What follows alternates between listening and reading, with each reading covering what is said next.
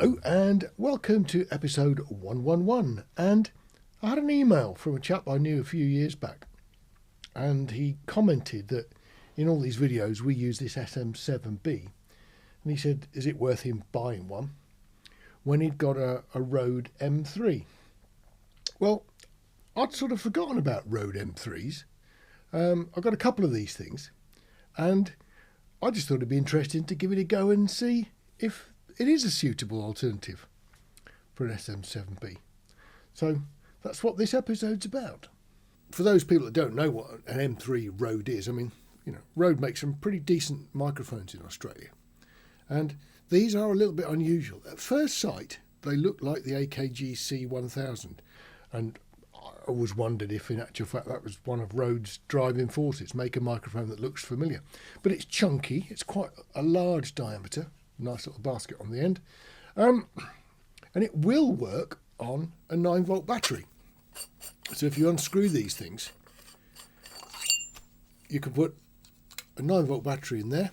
It's got a few controls. There's -10, -20 dB pad in a little switch just inside there. There's a switch there that'll do the pad for you, and then on the front there's an off switch, normal. And then the second one is bass cut. So it's pretty standard really, isn't it? So bass cut, normal and off on a combined switch. That's a good way of just turning it on and off. It works. If you use phantom power, then the on-off switch still works. So if you apply phantom power, you do have to put it into that middle position, the normal switch, or they don't make any noise. There's a couple of things to remember about the M3.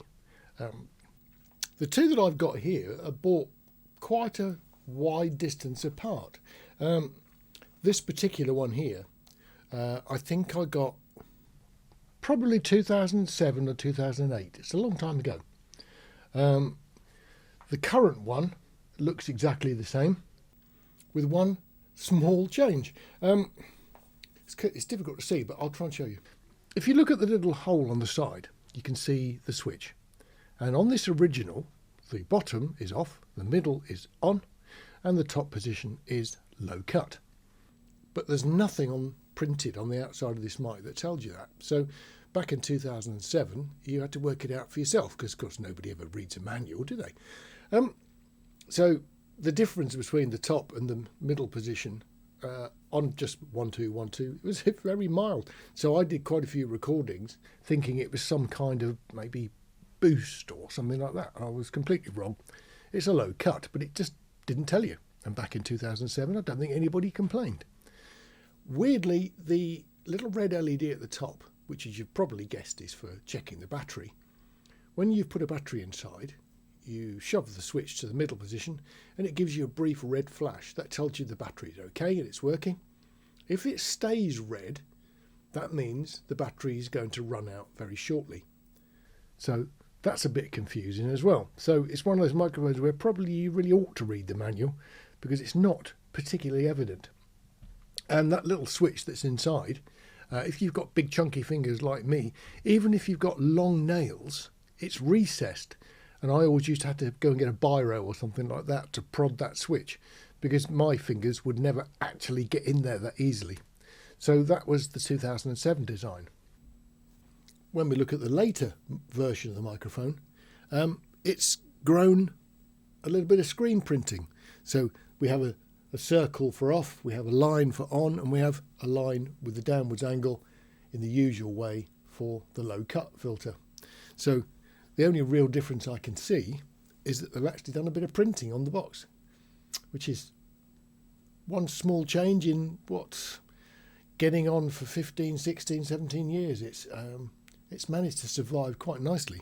2007 to still current is not bad for a microphone, really.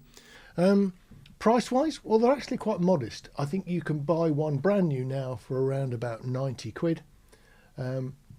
And I'm pretty certain that when I bought this one, it was around about the same price then, which made it quite an expensive microphone back in the 2007 era.